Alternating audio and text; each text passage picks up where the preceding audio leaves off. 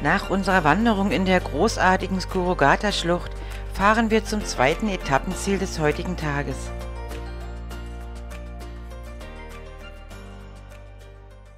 Die zweite Wanderung des heutigen Tages führt uns in den Norra-Kvill-Nationalpark.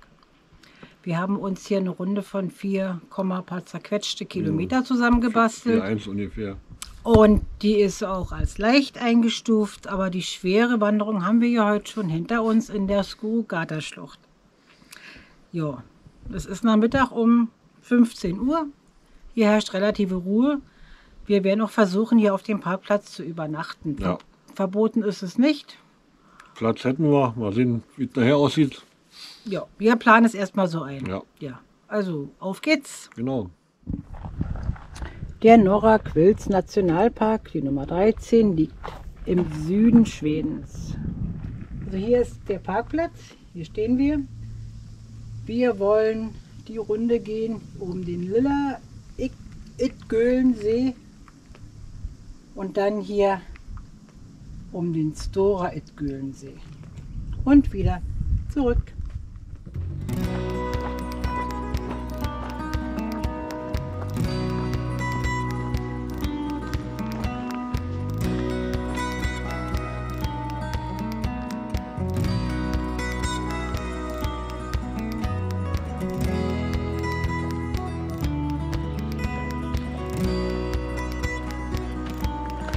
Unter einer leichten Wanderung stelle ich mir aber was anderes vor.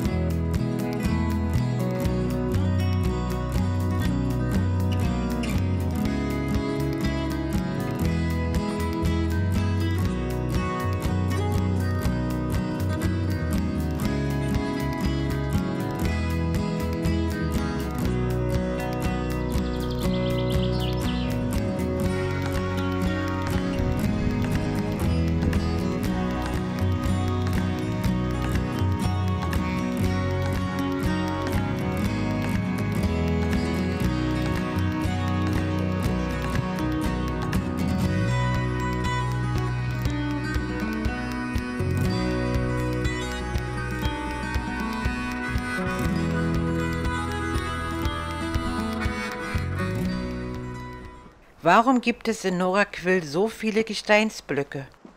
Um dies nachzuvollziehen, müssen wir uns in die letzte Eiszeit zurückversetzen, die vor ungefähr 115.000 Jahren begann und vor ca. 11.500 Jahren endete. Während der Eiszeit lag Schweden unter einer kilometerstarken Eisdecke. Bei ihrer langsamen Bewegung über die Landfläche transportierte die Eismasse loses Material und Stücke des Gesteinsuntergrundes. Große Steine und zu Sand und Schotter zermahlene Blöcke und Felsen, die Eisdecke nahm alles mit sich. Zeitweise lag die Eismasse unbewegt und schmolz und lagerte in sogenannten Moränen, Geröll und Steine ab. Kennzeichnend für die Ablagerung im Norra-Kvill-Nationalpark ist der Reichtum an großen Blöcken.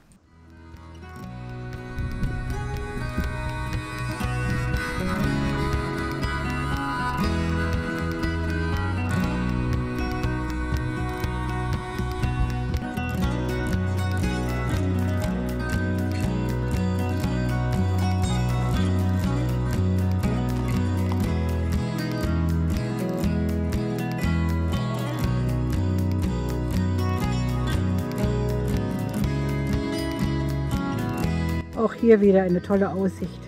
Atemlose Aussicht würde ich sagen, nicht wegen der Aussicht, sondern weil wir außer Atem sind.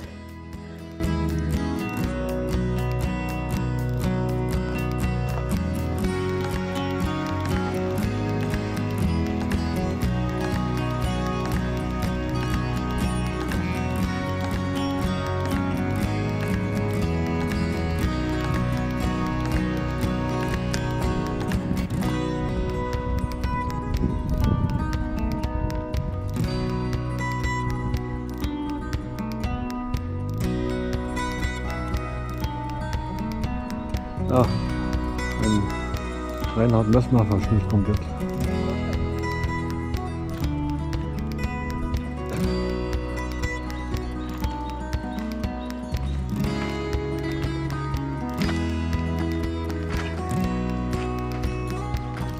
So sieht ein leichter Wanderweg aus.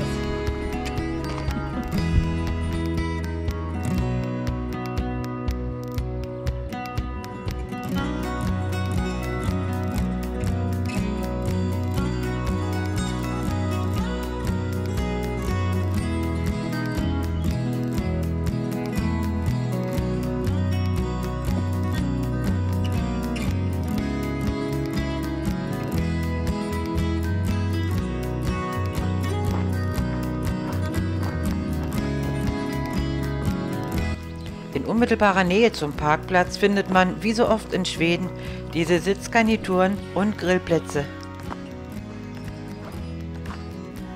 Nur wenige Kilometer entfernt befindet sich die berühmte alte Eiche Kvillecken.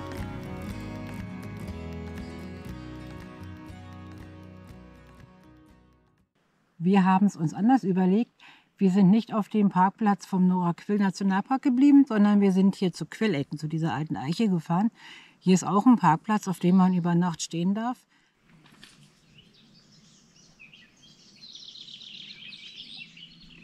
Ein einziger Ast lebt noch. Die Gesundheit der berühmten Eiche Kvillecken ist seit 2012 immer stärker angegriffen. Mit einem Umfang von über 14 Meter und einem geschätzten Alter von ca. 900 Jahren ist der Baum nicht nur eine der größten, sondern auch eine der ältesten noch lebenden Eichen Europas. Nach einer ruhigen Nacht geht es weiter nach Süden. Wir wollen zum Åsnen-Nationalpark, dem jüngsten Nationalpark Schwedens. Hier ist das Übernachten auf dem Parkplatz allerdings verboten. Sie sind an einem der 2 Eingänge des Nationalparks angekommen. Hier vom Parkplatz aus können Sie einen kurzen Spaziergang hinunter zum See, an dem sich der Eingangsbereich befindet, unternehmen. Dort finden Sie Informationen über den Nationalpark und über Wanderwege.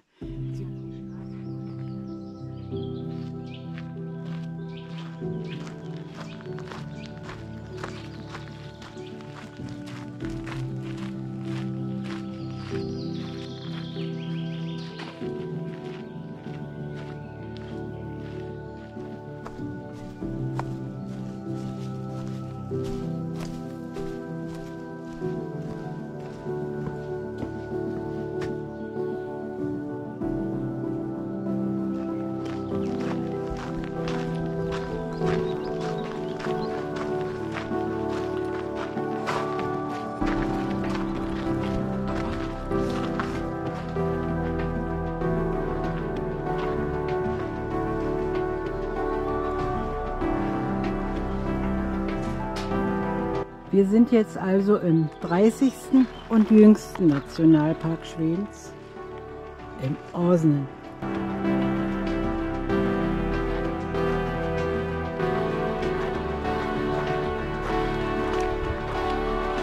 Der Nationalpark Åsnen ist ein Naturparadies mit einem Scherengarten mit über 1000 Inseln und 700 Kilometer Küstenlinie.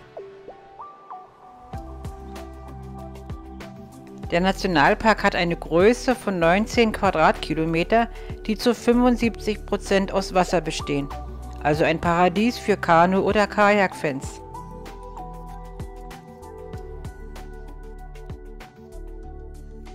Danach geht es ein paar Kilometer weiter zu unserem heutigen Tagesziel. Wir wandern im Toftorsamoor. Das ist ein Hochmoor.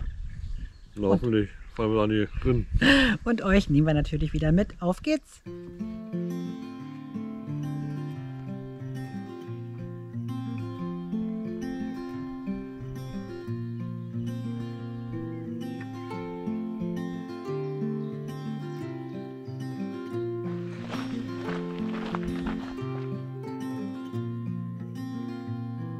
As the sun slowly crept into the sky, to fill the morning air with warmth and life. Sounds of birds in harmony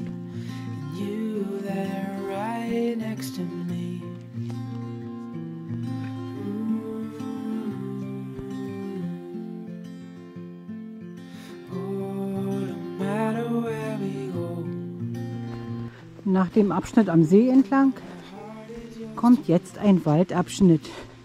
Und dass wir noch auf dem richtigen Weg sind, zeigt uns diese Markierung. by your side. Through days of warmth, I'm by your side. Like the stars and the moon in the nighttime sky. I'm by your side.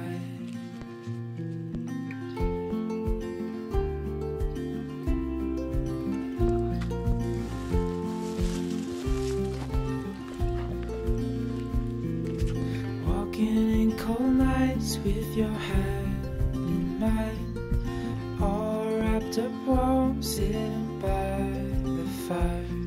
This life is the best, living wild and free, with you there right next to me. Oh, no matter where we go, oh, my heart is yours to hold. Der Boden ist hier so weich, als wenn man auf einem dicken Teppich läuft. Through days of warmth, I'm by your side. Like the stars and the moon in the nighttime sky. I'm by your side.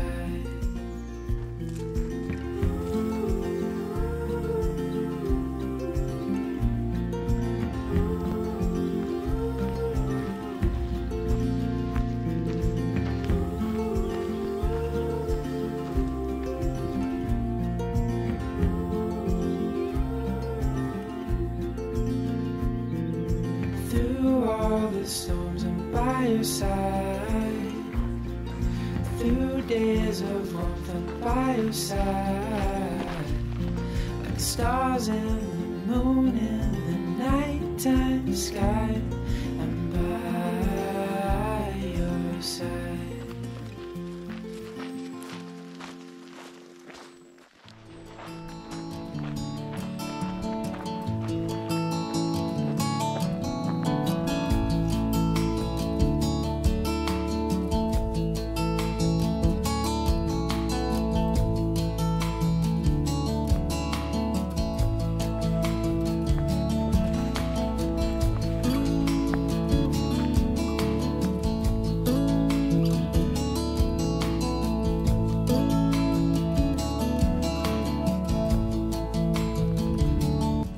Ich muss sagen, die Tour gefällt mir sehr.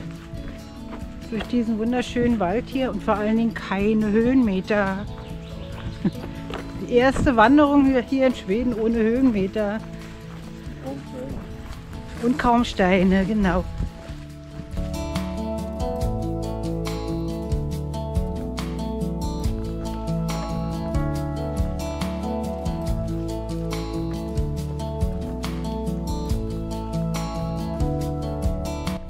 Und das ist hier das eigentliche Hochmoor, denke ich, wa? So sieht's aus.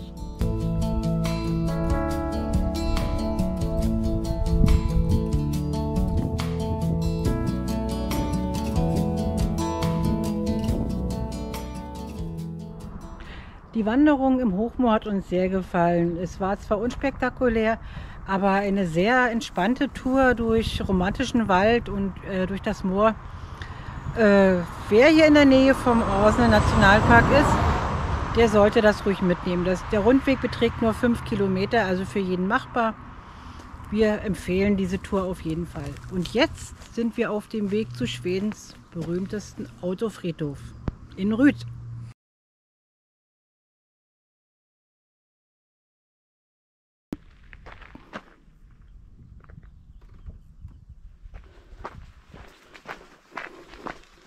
Hier liegt schon am Wegesrand alles voller Autoreifen.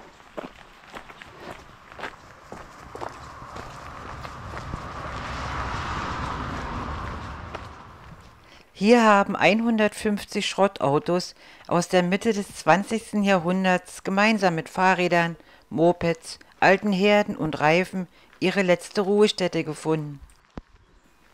Viele nicht mehr fahrtüchtige Autos wurden in den 50er Jahren einfach auf dem nächsten Waldweg stehen gelassen.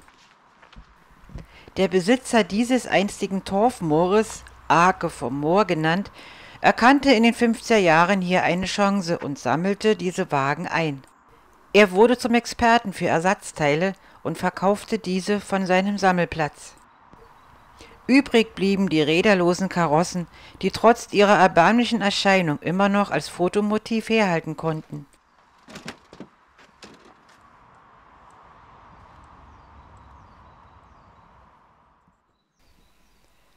(1992) zog Arke in das Altersheim von Rüth. 2010 beschließt die Kommune, dass die Wracks bleiben dürfen und dass die Natur den Ort zurückerobern soll. Der Autofriedhof wird mit einem sich selbst zerstörenden Bild verglichen. Über dem Ort schwebt eine gewisse Andächtigkeit.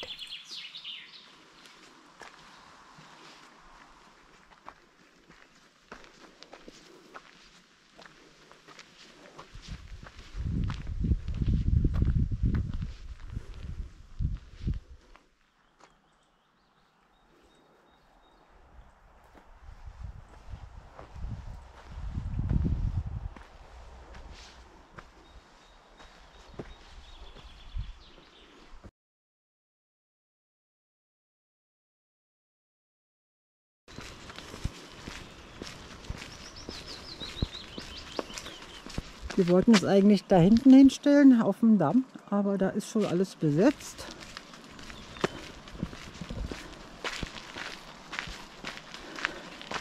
Aber man muss ja nicht mit Blick aufs Wasser stehen. Wir stehen hier am Wald, an einem kleinen Schotterweg. Hier ist Wasser.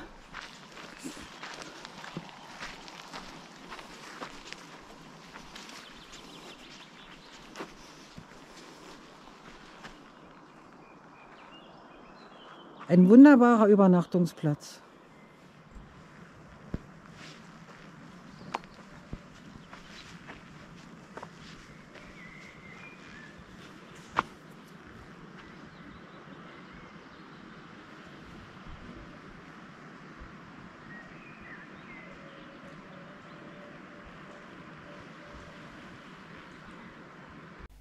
Der Urlaub nähert sich dem Ende und wir fahren am nächsten Tag zum letzten Nationalpark dieser Reise.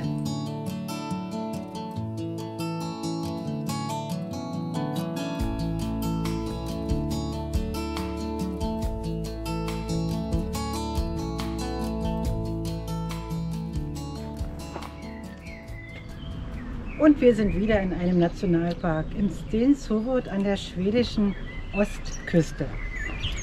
Ja, und auch hier haben wir wieder eine kleine Wanderung geplant. Genau. Wir werden uns ein bisschen sputen, das Wetter scheint umzuschlagen, der Himmel wird dunkel langsam. Also auf geht's. Auf geht's. Der Stenshoved ist die Nummer 20, befindet sich also hier ganz im Südosten Schwedens.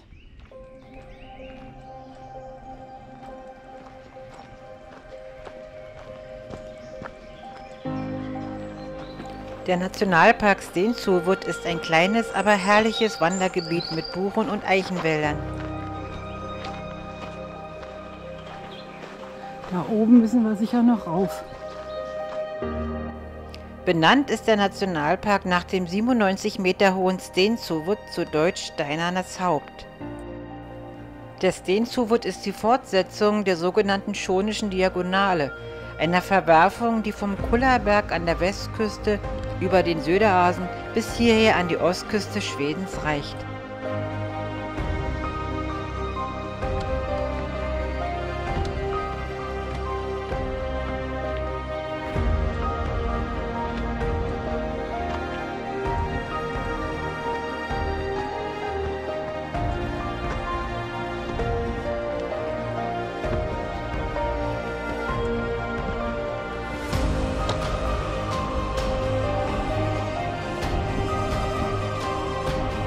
Wer den Gipfel des Stenshoved erklommen hat, wird mit einer großartigen Aussicht auf die Hanöbucht belohnt.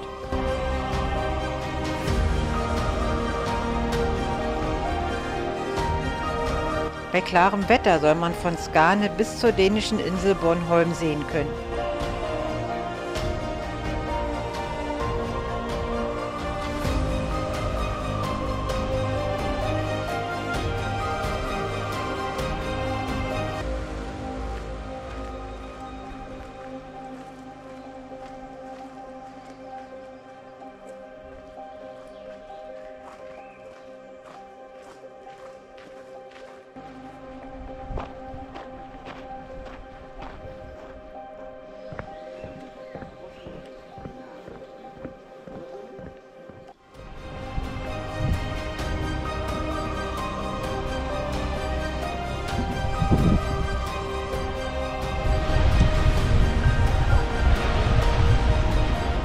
Und da oben haben wir vorhin auf den Strand geblickt. Das ist der Stenshuwood, der dem Park seinen Namen gibt.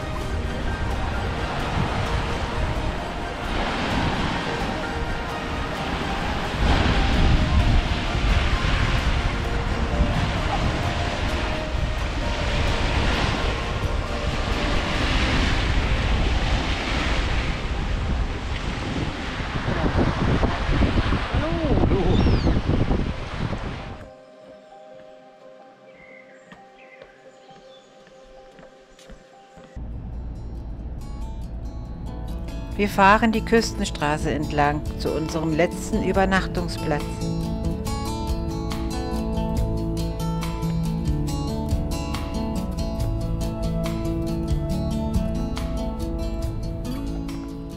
Ja, und so schließt sich der Kreis. Wir sind wieder auf dem gleichen Parkplatz wie am ersten Tag. Ersten Tag, ja. 4 Wochen sind rum. Wir haben einiges gesehen und erlebt. Und wir danken allen, die jetzt bis zum letzten Teil durchgehalten haben, unser kleinen Schwedenurlaub mitzuverfolgen. Morgen früh geht es auf die Fähre und zurück nach Hause. Ja, allen alles Gute, vielen Dank und tschüss, würde ich sagen. Bis zur nächsten Reise. Bis zur nächsten Reise oder zur nächsten Wanderung. Genau.